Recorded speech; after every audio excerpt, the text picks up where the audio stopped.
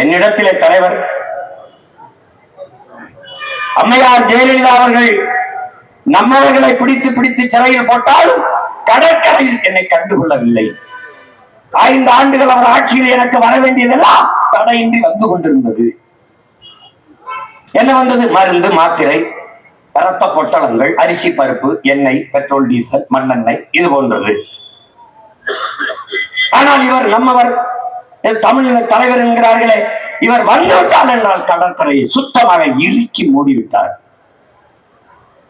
எந்த அத்தியாவசிய பொருளும் உள்நுழையவில்லை, கொண்டு வர முடியவில்லை.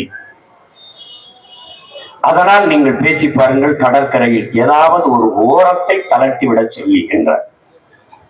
வந்தேன், அந்த செய்தியை சொல்வதற்கு பலமுறை முயன்றேன். அவர் தவிர்த்தார். தொடர்ச்சியாக இடைவெளி நம் இனம் மொத்தமும் செத்தது. ஒரு சகித்தார்கள்.